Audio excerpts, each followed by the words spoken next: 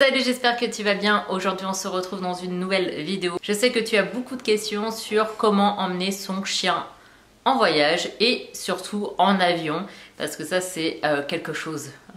Ouais, c'est vraiment quelque chose. Je suis en train de manger en même temps mon petit gâteau qui vient de la pâtisserie Rhubarbe à Montréal, si vous connaissez ou que vous allez dans le coin. Sachez que déjà pour Mochi ça s'est très mal passé.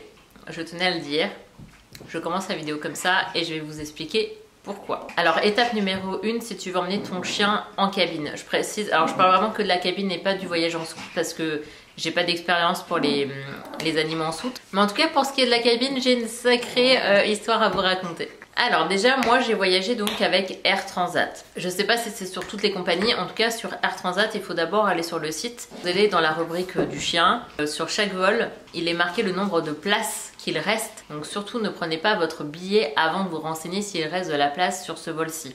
Parce qu'il y a le droit à 3 ou 4 chiens par vol. Donc ça c'est super important à savoir. On le sait pas forcément, moi-même je savais pas du tout qu'il y avait un quota de chiens en cabine. Et au final il n'y en a que 4 maximum, je crois, 3 ou 4. Donc ensuite vous prenez votre billet soit en ligne, soit vous appelez directement, hein, vous n'êtes pas obligé de le faire en ligne, vous pouvez très bien appeler la compagnie pour réserver et votre vol et la place de votre chien. Moi je préférais du coup prendre ma place en ligne et ensuite je les ai appelés tout de suite pour réserver la place de Mochi sur le vol là. Donc le tarif à peu près pour emmener votre chien, moi j'ai payé 80 €. Je crois que c'est en euros, pas en dollars. Non, c'est 80 € l'aller et 80 € le retour. Donc ça vous fait quand même 160 € aller-retour pour emmener votre chien en cabine. Ensuite, pour le sac, je vais vous le chercher. Il est comme ça. C'est un sac que j'ai acheté sur Amazon. C'est le format le plus petit qu'une compagnie peut vous demander. Donc c'est pour ça que j'ai pris vraiment le format le plus petit. Et je peux vous dire c'est vraiment petit. Là ça paraît grand à la caméra mais je vous assure que c'est minuscule. Mochi pourtant c'est quand même un pomme, hein, donc un spitz nain. Assis clairement, il a la tête qui dépasse large. Il est pile dans son sac. Après, c'est ses poils qui font qu'il paraît grand, mais en fait il est tout petit. Mais après allongé, il a de la place et tout. Mais s'il veut se mettre debout, clairement il a la tête carrément collée contre la grille. C'est le format plus ou moins des compagnies. Je crois qu'Air France c'est un petit peu plus grand. Il y a des compagnies c'est un peu plus grand, d'autres un peu moins. Mais je vous conseille de prendre le plus petit, comme ça au moins vous n'avez pas à changer de sac à chaque fois que vous partez en vacances en fonction des compagnies. Donc c'est un sac que j'ai pas payé cher, je crois que j'ai dû payer peut-être une trentaine d'euros. Et ce qui est pratique, c'est que justement sur les vols qui sont longs, sur chaque côté du sac, vous avez une extension. Quand vous avez votre place pour le chien, sachez que pour un chien, il faut un passeport. Donc ça, vous pouvez le demander chez le vétérinaire. Comptez une dizaine d'euros du coup pour avoir le passeport. Il faut le faire vacciner contre la rage. Et à Montréal, il faut le castrer si... alors c'est pas vraiment obligatoire, mais en tout cas, il a carrément une petite médaille qui prouve qu'il est castré, etc. Sinon, je crois que vous payez plus cher à l'arrivée de Montréal, mais ça c'est spécifique à Montréal, hein, bien sûr. Et à l'arrivée du coup à l'aéroport, à la douane, ils vous font payer une taxe. Je suis désolée avec le changement de lumière, mais le soleil il n'arrête pas de partir et revenir. C'est 30 $. Moi donc je pense que c'est une vingtaine, trentaine d'euros en fonction des pays. Vous passez du coup à l'enregistrement de vos bagages, donc il faut être toujours un petit peu en avance par rapport aux autres pour qu'elle puisse du coup peser le chien. Moi elle n'a pas du tout été chiante, c'était une petite jeune. Donc moi j'ai juste mis Mochi enfermé dans le sac, on l'a pesé et c'était tout. Elle m'a demandé le passeport du chien et c'est tout. Elle a regardé du coup les vaccins en sachant que Mochi, dès l'enregistrement des bagages, était en train de hurler dans son sac. Je me suis dit, je vais me faire refouler, pas possible. Au final, elle a rien dit, elle a fait comme si de rien n'était, elle s'en foutait complètement. Donc je me suis dit, c'est bon, on passe. Mais sur le coup, je me suis dit, parce qu'il est possible qu'il vous le refuse si jamais il est trop excité, ou il sent que voilà, ça sent pas bon pour la cabine. Donc moi, il passe, donc je me suis dit, nickel, en sachant que la veille, j'ai fait 3 heures de train avec lui, ça s'est super bien passé. Je me suis dit ça va aller et tout et donc je l'ai fait marcher dans l'aéroport. J'ai essayé voilà, de le fatiguer un maximum. Il a vu un autre chien qui faisait partie du voyage avec nous, donc voilà, il jouait un peu avec lui, etc.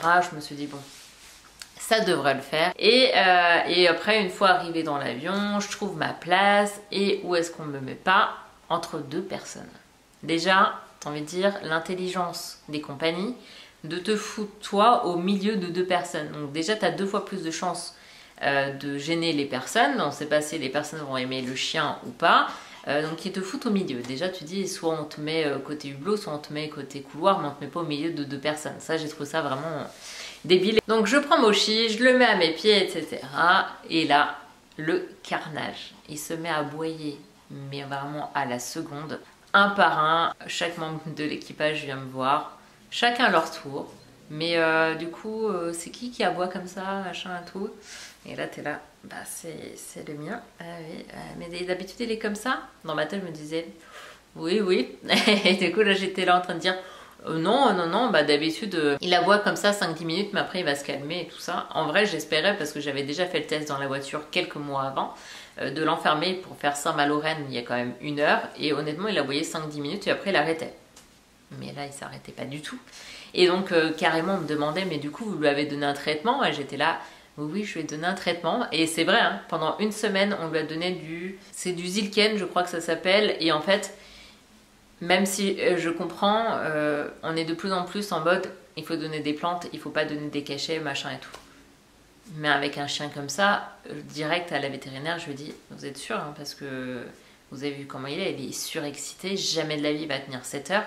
Si ça fonctionne pas, voilà. Donc du coup, elle fait, bah écoutez, on va lui donner ça. Donc on commence 1 semaine avant le voyage. Et ensuite, le jour du voyage, vous lui donnez 2 comprimés. Et en plus de ça, vous lui donnez, vous savez, les fleurs de Bach. Les fleurs de Bach ou les fleurs de Bach, je sais jamais comment ça se prononce. Enfin bref. Donc j'ai un spray comme ça. Donc je crois que c'est Réconfort, je crois, le truc. Donc un spray à mettre du coup dans son sac de voyage avant et ensuite un autre exactement pareil de la même marque, pareil Réconfort, à mettre soit dans la bouche, soit dans son eau, soit dans sa nourriture. 1 semaine avant. Ça n'a pas fonctionné, mais alors pas du tout. Mais vraiment zéro efficacité sur lui. Donc du coup désespérée, je me suis dit mais comment ça va se passer? Les gens commençaient à s'impatienter bien évidemment. Franchement, je savais pas où me foutre. Hein. Autant que dans le train, bon, tu peux te balader, machin et tout. Autant que dans l'avion, t'es bloqué, quoi. T'es dans les airs, tu ne peux rien faire. Donc, je commence à vraiment une barre, mais vraiment de stress. Lui, je voyais qu'il était pas bien, ça me faisait mal au cœur. Enfin, j'entendais du coup l'équipage qui disait aux autres passagers, bah, bonne chance. Du coup, t'es mal, mais franchement, t'es trop gêné, quoi. Moi, en plus, qui suis hyper discrète, je me retrouve dans une situation comme ça à cause de lui.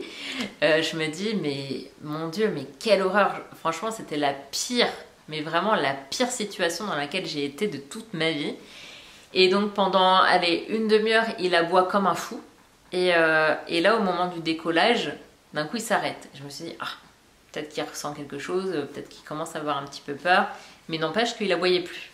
Au bout de 3/4 d'heure, je me dis, je vais prendre un peu mon écharpe. Donc j'ai pas bougé, hein. J'ai juste pris mon écharpe, je l'ai fait coulisser un peu sur moi. Il m'a vu, il commence à aboyer encore. Enfin bref. Et là du coup tout l'équipage machin, mais alors c'est qui aboie? Ah, c'est encore lui, mais vous lui avez donné un traitement, mais vous lui avez donné un traitement, mais vous lui avez donné un traitement. Et du coup personne me croyait. Ils m'ont posé au moins 10 fois la question, personne me croyait. Et on arrivait au point où, et du coup je me suis dit bon, là je peux enlever ma ceinture, on est en haut et tout. Et du coup, ce que j'ai fait, c'est que j'ai rapproché un tout petit peu Mochi vers moi. J'ai ouvert le haut, mais il restait dans son panier. Hein. Franchement, dans son panier, dans son sac voyage, il n'a pas bougé. Hein. Et du coup, ça l'a calmé. Il n'aboyait plus rien, je pouvais le caresser, etc. Mais vraiment, il restait dans son sac, donc nickel. Ça l'a calmé, je sais bon, ma foi, on va le laisser comme ça. Il y avait d'autres membres de l'équipage qui le voyaient comme ça. Même eux, ils disaient rien parce qu'ils disaient... Ça l'a calmé, c'est bon, il est dans son sac. Voilà. Il en fallait une. Au moment du repas, elle me donne mon plateau repas, je mets sur la table et tout. Et là, elle me fait votre chien, le zip, il n'est pas fermé. Et là, je me dis bah oui, je sais bien, mais vous avez vu comment il aboyait tout à l'heure. Je fais là, au moins, il aboie plus parce que c'est infernal, quoi. Et elle fait à ses collègues, mais vraiment la connasse de base, excusez-moi du terme, mais vraiment. Insupportable quoi la nana. Regardez, le zip là il est ouvert, enfin vraiment, mais la balance pas possible quoi. Et du coup même la directrice a fait oui mais bon vu comment il l'a appuyé là au moins voilà. Ah bah oui mais bon c'est le règlement, donc fermez-moi votre sac. Elle me reprend mon plateau carrément. Donc je me suis dit mais c'est qui ça, enfin, franchement qui fait ça quoi.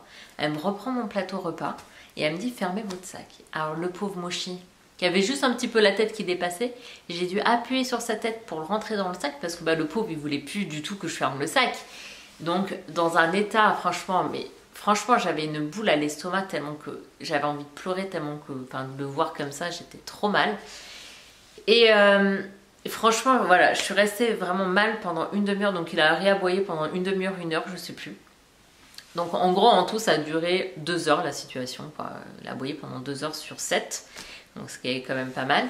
Et au bout d'un moment il y a la directrice qui arrive et tout, et elle me redemande, alors qu'elle m'avait déjà posé la question, est-ce que vous avez donné un cachet à votre chien? Elle fait c'est pas possible que vous lui en avez donné, c'est la première fois que ça nous arrive, on n'a jamais vu ça et tout. Et je lui fais mais je vous jure que je lui ai donné quelque chose. Et elle fait est-ce que vous en avez d'autres vous en avez d'autres et tout. Je dis non mais elle est sérieuse, genre limite s'ils avaient pas envie que j'empoisonne Mochi pour qu'il se taise, quoi. Tu te dis mais c'est quoi les... C'est pas des humains, c'est pas possible, quoi. Elles peuvent comprendre que c'est son premier vol, qu'il était en panique et que voilà, bah écoutez, tout traitement, bah ça marche pas sur tous les chiens, hein, faut croire, parce que lui ça marche pas, enfin bref. Et franchement, je commence à me lever, j'en ai, mais voilà quoi. Je sais que ça va pas marcher, parce que là, ça fait une semaine que... Mais elle a jamais voulu me croire. Et là, du coup, t'en as une qui lève la main. Moi, par contre, si vous voulez, j'en ai un si vous voulez dans mon sac, mais trop pas aimable. Et je me suis dit, sérieux, elle veut genre que je le shoot sans savoir combien il faut lui donner en dosage et tout ça. Enfin, genre, c'est pas grave, donnez-lui un médoc, quoi, qu'on en finisse, quoi. J'ai trouvé la situation, mais horrible. Et en fait, je commençais tellement à monter en pression parce que du coup, j'étais debout. T'as tout le monde qui me regardait, elle qui me propose un cachet pour tuer mon chien, en gros. Du coup, je me mets à pleurer. Je me mets à pleurer, franchement, mais au bout de ma vie. Trop mal de le voir Emoshi mal et les gens qui sont là, machin et tout. Et heureusement, honnêtement, j'ai eu une chance quand même pas mal, c'est que déjà, les deux qui étaient à côté de moi, ils adoraient Mochi. Eux, ils avaient même pitié pour Mochi en me disant c'est bon. Et du coup, ils me défendaient. Donc, quand la personne elle venait, ouais, vous pouvez pas donner un médoc, machin et tout. Donc, ils étaient là, bah ouais, mais bon, ils la voyaient pas quand son sac était ouvert, quoi. Enfin, limite, c'est votre faute, quoi. Enfin, il y a juste à laisser le haut ouvert et ils disaient plus rien, quoi. Enfin, voilà, pas besoin de faire tout un truc. Elle fait, bah oui, mais bon, on peut pas, machin et tout. Pour au final qu'elle me dise, quand elle voyait que j'étais très mal, elle fait non mais attendez, je veux pas que ça aille comme ça, je sais que c'est votre bébé, machin et tout. Du coup elle s'est adoucie et du coup elle fait non mais prenez-le dans vos bras et tout ça. Donc moi du coup sur le coup je pensais pas qu'elle me disait de le sortir du sac. J'ai pris le sac et j'ai mis sur moi. Rien que ça déjà moi Mochi en vrai je sais que il serait bien mieux juste avec le sac sur mes pieds. C'est vraiment le fait de mettre son sac sous le siège qui l'a fait paniquer parce que moi là-bas j'avais juste mis à mes pieds. Ils ont voulu vraiment le mettre vraiment sous le siège et du coup lui qui a peur un peu du noir, oh bah il a paniqué quoi.